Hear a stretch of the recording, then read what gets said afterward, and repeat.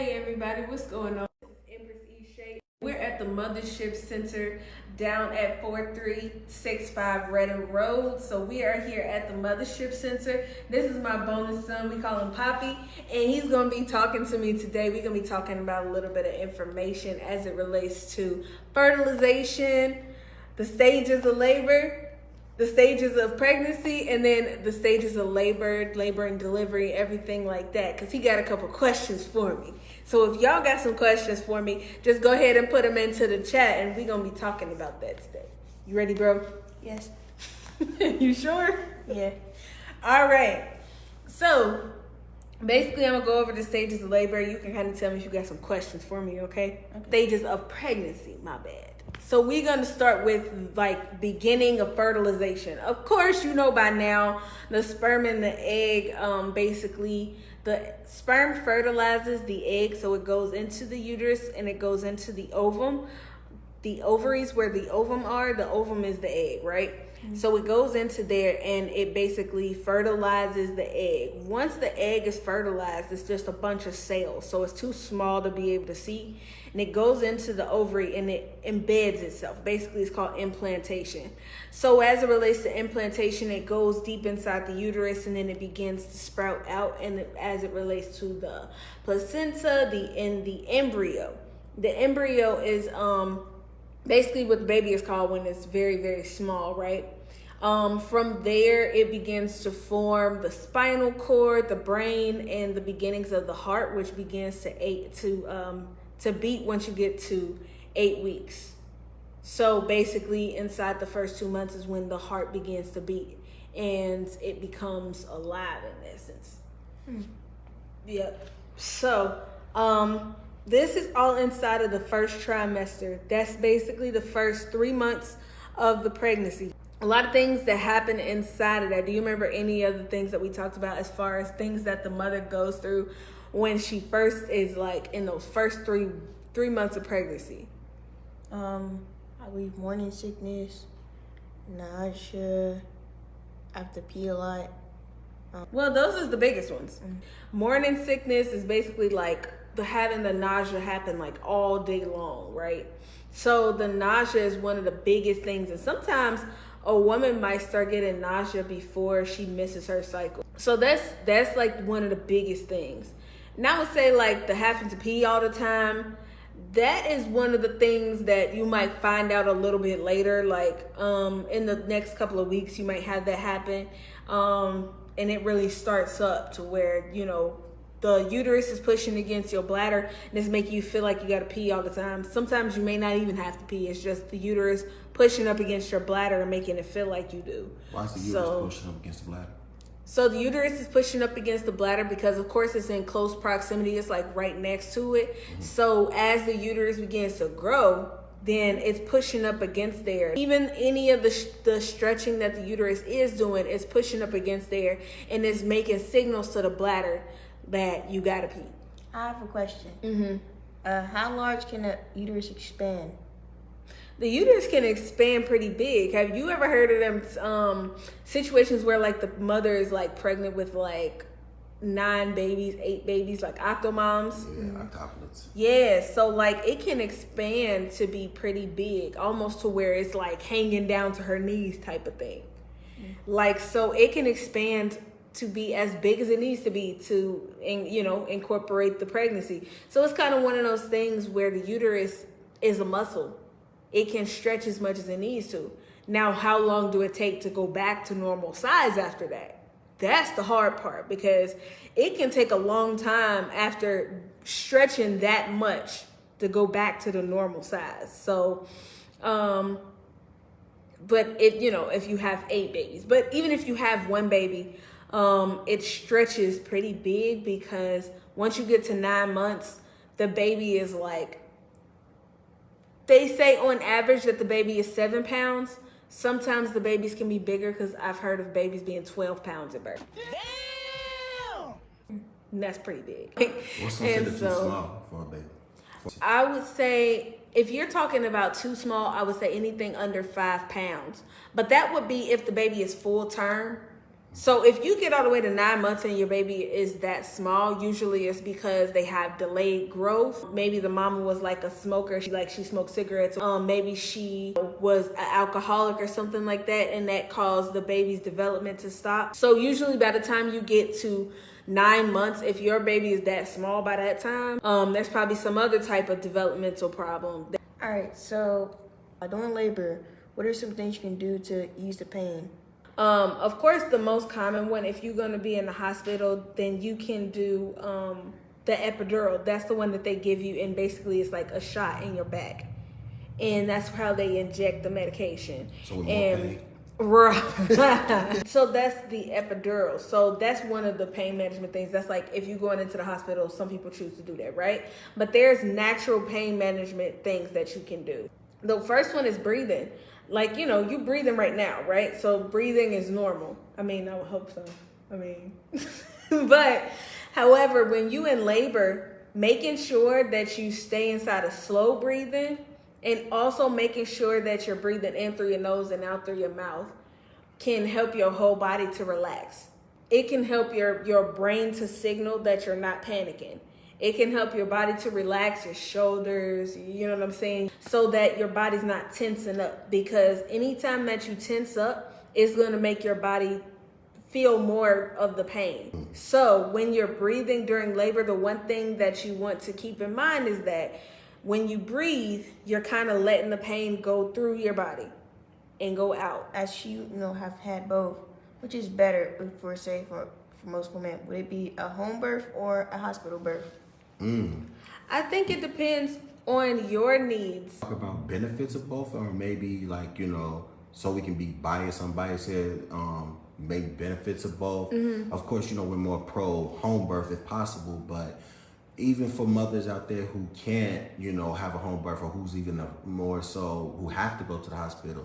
As it relates to home births, I would say there is a lot of benefits, right? Most definitely, you get to basically be in control of your birth. You don't have to stay laying in the bed. You don't have to, just stay in one place, one position. You can move around into positions that feel more comfortable for your body. You can control who's in the room. You can control your labor time period. You can control all of these things. So I would say, as it relates to that, home birth is definitely best for that. I would say also the birthing part of it, if you're working with a midwife, if you have doulas, if you have your partner in the room and stuff like that, you just can kind of control things a little bit more. You will be able to be more comfortable. You'll be able to be in a home environment. You know what I'm saying? You'll be able to have things set up the way you want them to. And you'll be able to, if you would like to have a natural birth, this is a lot more possible in this environment because you don't have as many interventions. But for some of us who end up having to go and have a hospital, so when I did have to have a hospital birth, I can say things were a lot more accessible as it relates to if there needed to be any type of interventions. Things with hospitals are a lot different now. They do have a lot more things that are accessible to the mother. When I expressed that I wanted to keep the baby on the placenta, they said, okay, we can do that. They even asked me about it. Do you want to keep the placenta and everything like that too? If you are not able to have a home birth, you can still have a natural birth. They have it to where you can move around and stuff too in the room. They got birthing balls. They got different stuff like that. What will be the difference and the benefits of having a doula and a midwife at birth? So the difference between the two. So basically a doula is not technically a medical professional. A doula is trained to be able to be a birth companion or to be there with you when you have the baby. So a doula will help you with different stuff throughout your pregnancy. But if you say, let's say for instance, I don't know what's going on, I'm having some bleeding or whatever, they can kind of diagnose it to the best of their ability, but most likely what they are going to tell you if it goes beyond that is they will say, go ahead and call your medical professional. Okay, now it's time to call the doctor. Okay, you should get checked out, right? Also, a doula can help you prepare for labor. They can kind of help you if, the baby is, having trouble moving down. We can kind of help you do some exercises and different things so that the baby can move down. Also, what a doula can do during labor, They'll help you to remember your breathing and different things and help you with your pain management exercises. A midwife is more so a medical professional. Like a midwife is trained to be able to actually deliver the baby. A doula does not actually deliver the baby. In the medical industry, you know, there's no biasness as relates to a doctor being able to be a male or a woman being able to be an OBGYN. Even though the name says midwives, can men be midwives, or what would be like the equivalence to that? Or is it not common? I'm gonna be honest, it's not common. And I think it might be because of the name that a lot of men aren't necessarily driven to that. Now, there are men who have delivered their babies and different stuff like that, but I think that maybe because of the name, men aren't necessarily inclined to become midwives. I'm sure that there probably are some. I've never heard of it. I heard people talking on the internet about this rumor. Basically, it's like when you have, after you're pregnant, can sperm still reach the uterus? So in essence, you can't get pregnant while being pregnant. I'm sure there's probably some medical anomaly, some scientific anomaly that may have happened, but it's probably 1 in a trillion. In essence, it's because the cervix closes up once the egg is fertilized, and everything is closed up. It's like a vault after that. During the end of your pregnancy, where you're like, you know what I'm saying, in the midst of going into labor, sperm is one of the things that can help you go into labor. It can help to soften the cervix. When should you have it softened? Like how many months? Or that as far as softening the cervix and when you should start doing that, it's one of those things where you should be preparing for labor coming into your 3rd trimester, right? So I would say anything that you could do to get ready to open your hips up, whether it's yoga, different things like that, walking, curb walking. I want to just test you up.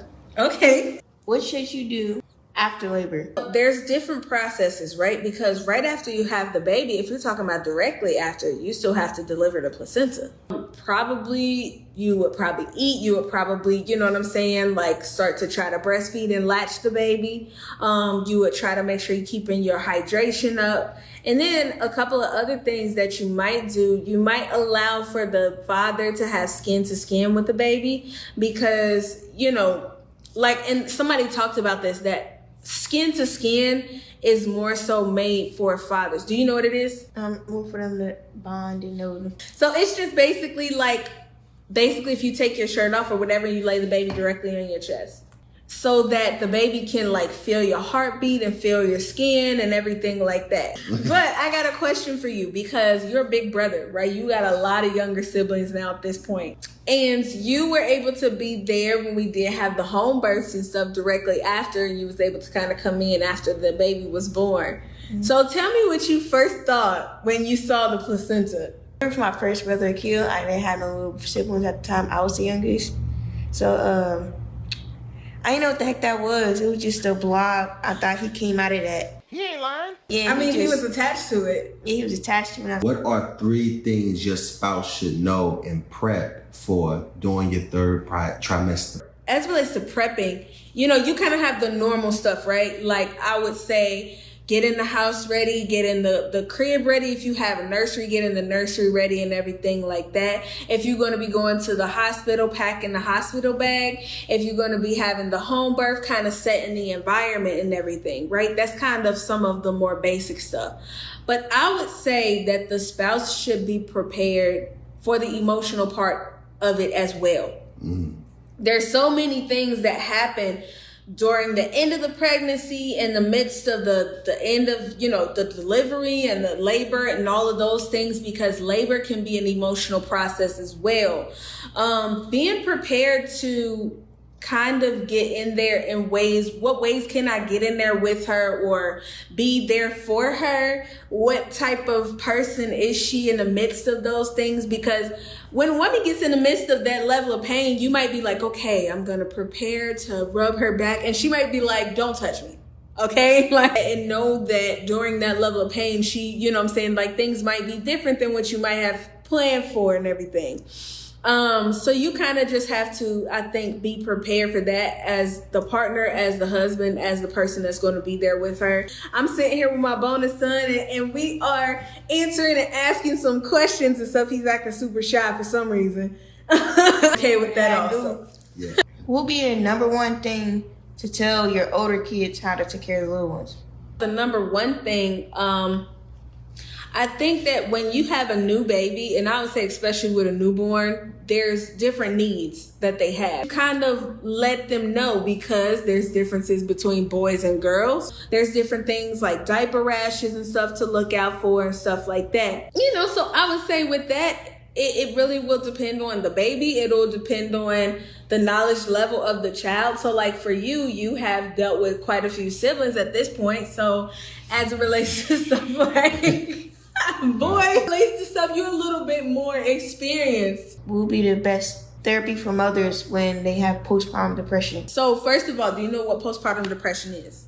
Yeah, I believe it's like it's like depression, but after you have a baby, like you don't know how to deal or cope with that. Well, you probably can know how to, but a lot of it is largely hormonal. Basically, when all those pregnancy hormones are leaving your body, it can be like a flush of hormones at that time. And so postpartum depression can look different for a lot of different women, right? To where some people may have issues with connecting with their baby. Some women may have it to where they just don't want to leave their house. They don't know why, but they're crying all the time. Some women may have fits of anger, just be lashing out, and they don't know why they're so angry. Some women might be completely fine. They might be going through depression and you never know it. So from a man's perspective, it just sounds like a period. There are therapists that work with women during that time period. If it gets to be really bad, they have different medications that you can take. But really, I would say really just having supportive people around you. Yeah, also too, you got good compliments from Yeye. He said, very intelligent, you're going to be a great man. So definitely, Yeah, appreciate it. Thanks. How do you handle being a big brother, and what do you like about it?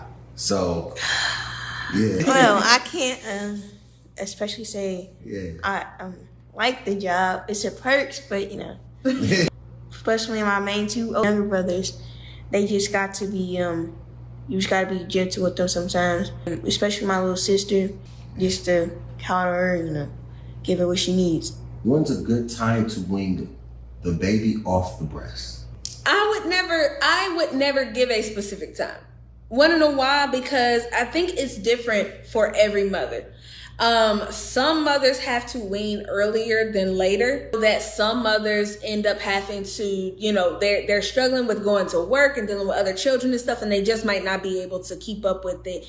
And your mental health matters. So if it becomes something to where you're just really not able to do it, you're stressed out, your milk levels are going to be low anyway. And if it's going to be easier, do not guilt trip yourself.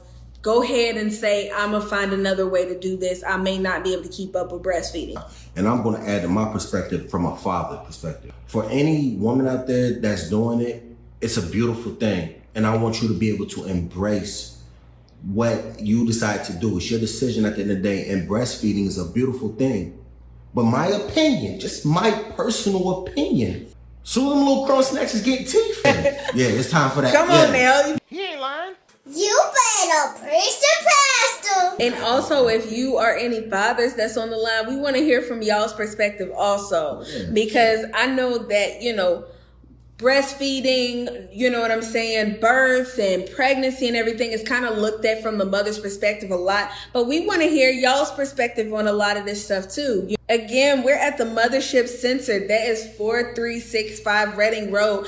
And at the Mothership Center, we do a lot of classes that cover a lot of these topics. So right now we have lactation class on Mondays at 5. Also, we have our childbirth education classes, which are going to be Wednesdays at 5 o'clock. Also, these will be in live and in person, but we also will be able to have our Zoom classes in case anybody's not able to make it. And if anybody can, if you know anybody who will be interested in this, please direct them towards our Mothership Institute of Womb Wellness Facebook page. And we want to bring fathers into the experience. We want to bring children into the experience. Got another question? It's gonna really stump you. Okay, go ahead.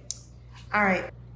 anybody who's like around like teenagers, like I want to say like 16, 17, 18, if they want to have children early, what would you recommend for them? A lot of them aren't necessarily making that decision at those early ages. Let's be for real. A lot of them usually don't necessarily have a lot of support. They don't necessarily have a lot of education as relates to sexual things.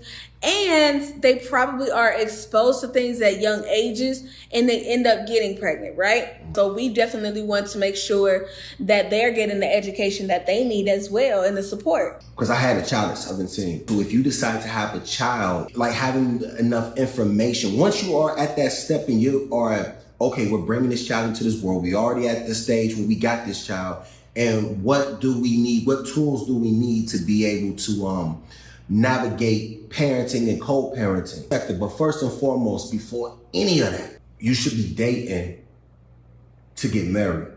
I know a lot of us aren't as traditional as we used to be, but picking your partner, who you choose to have a child with, you're going to be choosing someone that you're going to be affected by, and they're going to be affected by you for the rest of your lives. Do one way or another, even if y'all don't decide to stay together. Because you guys bring a child, now you guys have a bond. And so therefore making wise decisions and making better discerning decisions when it comes down to who picking your partner and who you decide to create a child with. That, and hopefully and prayerfully you guys can hold it off until you're 18 or plus. That's that statement. Please come here. Help out the community. Donate if you need to. Right, you're supposed to be looking at the camera. Oh. Yeah, you're talking to the people, right? Please support our business and support these lovely people out with their donations and get involved. I mean, as a big brother, as it relates to, being a teenager or, being an older brother to any of the young teens or kids out there, as it relates to, Don't let your younger sisters get on your nerves. Your brothers or sisters under 4, try to hug, try to love them as much as you can. Yeah. Try to take care of them. Even though they might cry in your ear at night, but it'll be all right. That's excellent advice. Being a big brother, it's hard out there, But if your brother is like your older brother or sister, like teenager up there with you, then try to have a good relationship to him so you grow up. It's the best thing you can do. Since we really want to be able to get the family involved in these processes, it's very easy for it to seem like something that just women go through. But you know what? There are parts of it that just women go through. And I want to be clear about that, right? Of course. However, the things that women go through, if you have a family, it affects the whole family. It affects any younger children that you have. It affects your spouse. And you know what I'm saying? So everybody in your household is affected by what you're going through. And there are things that they can do to be able to help this process along. And I think that if we begin to provide this information, it can be empowering for the whole family. If we can create families, we can create communities. And if we can create communities, we can create nations and we can change the world. She was cooking when she said what a mother goes through, it affects her family, it affects her children, it affects her spouse. And there are certain things that women go through that it reflects on the community. So for example, when you have a child and you fail that child with raising them improperly and not teaching them, giving them what they need. Now we as the community have to deal with your badass child. Uh-oh. He ain't lying. Causing the ruckus, moshing up, tearing up everything. The Mothership Institute of Womb Wellness is where you can find the information for the Mothership on Facebook, Instagram, and TikTok, and also on YouTube. And then for me, a lot of my things that you can find as far as my personal works, you'll be able to find on Facebook, Instagram, TikTok, and YouTube as well. Empress Eshe, anywhere you put it in, it's going to pop up. And I am Empress Eshe. I am a social media commentator, and also I am an advocate for the Black family.